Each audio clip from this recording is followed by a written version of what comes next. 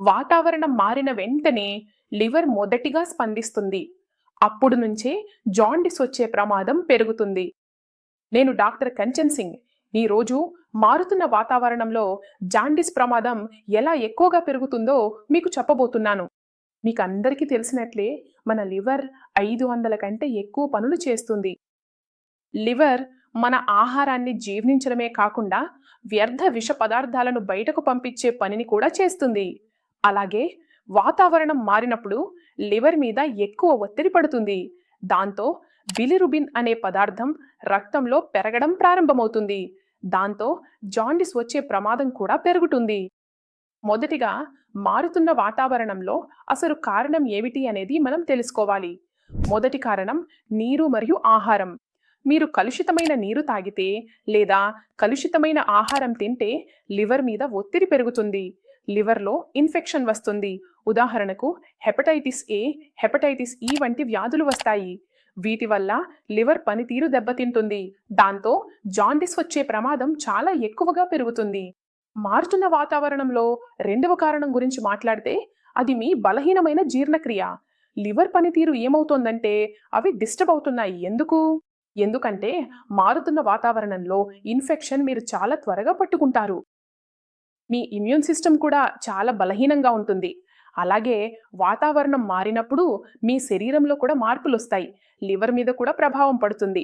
జీర్ణ వ్యవస్థ మీద కూడా ప్రభావం పడుతుంది. అందుకే వాతావరణం మారిన వెంటనే మీ జీర్ణ వ్యవస్థ బలహీనంగా మారుతుంది.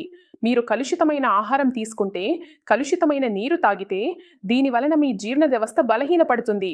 బలహీనపడటంతో అన్ని రకాల ప్రతిక్రియలు, ఒత్తిడి అన్ని లివర్ మీద పడతాయి. అప్పుడు లివర్ ఏమి చేస్తుందంటే రోగాలను ఆకర్షించడం ప్రారంభిస్తుంది. ఉదాహరణకు జాండిస్. అందువల్ల మారుతున్న వాతావరణంలో మీ జీర్ణ వ్యవస్థ బలహీనంగా ఉంటే మీకు జాండిస్ వచ్చే ప్రమాదం చాలా ఎక్కువగా ఉంటుంది. మూడవది, నేను కారణాన్ని చూస్తే అది మీ రోగ నిరోధక వ్యవస్థ. మారుతున్న వాతావరణంలో మన రోగ నిరోధక వ్యవస్థ ఎప్పుడు ఏమవుతుందంటే అది తక్కువగా మారుతుంది. చాలా సున్నితంగా మారిపోతుంది. సున్నితంగా మారిన కారణంగా లివర్ త్వరగా ఇన్ఫెక్షన్ను పట్టుకుంటుంది. దాంతో జాండిస్ వచ్చే ప్రమాదం చాలా ఎక్కువగా ఉంటుంది. నాలుగవ కారణం ఏమిటంటే మారుతున్న వాతావరణంలో ఎక్కువ మంది ఏమి తినడం ఇష్టపడతారు అంటే వేయించిన పదార్థాలు తినడం ఇష్టపడతారు. అలాగే స్ట్రీట్ ఫుడ్ తినడం ఇష్టపడతారు. అందువల్ల మీరు తీసుకునే ఆహారం కూడా ఒక కారణమవుతుంది. ఇది కూడా మీ లివర్ను డిస్టర్బ్ చేయడంలో ఒక బాధ్యత గల అంశం. దీనివల్ల జాండిస్ వచ్చే ప్రమాదం చాలా ఎక్కువగా పెరుగుతుంది. ఇప్పుడు లక్షణాలు ఏమిటంటే ఎవరికైనా జాండిస్ వస్తే ఆ లక్షణాలను మీరు సులభంగా గుర్తించవచ్చు. మొదటిగా మీ కళ్ళ రంగు పసుపు రంగులోకి మారడం ప్రారంభమవుతుంది. రెండవది, మీ మూత్రం రంగు కూడా గాఢమైన పసుపు రంగులోకి మారడం ప్రారంభమవుతుంది. ఆకలి అస్సలు ఉండదు. బరువు తగ్గడం మొదలవుతుంది. అలాగే నాజియా, వాంతులు వంటి లక్షణాలు కూడా కనిపించడం ప్రారంభమవుతాయి. జ్వరం రావడం, వాంతులు రావడం వంటి లక్షణాలు కూడా కనిపించవచ్చు. ఋతువులు మారే సమయంలో మనం ఏం చేయాలి అంటే జాండిస్ ప్రమాదం లేకుండా, అసలు జాండిస్ రాకుండా ఉండాలంటే ఏం చేయాలి?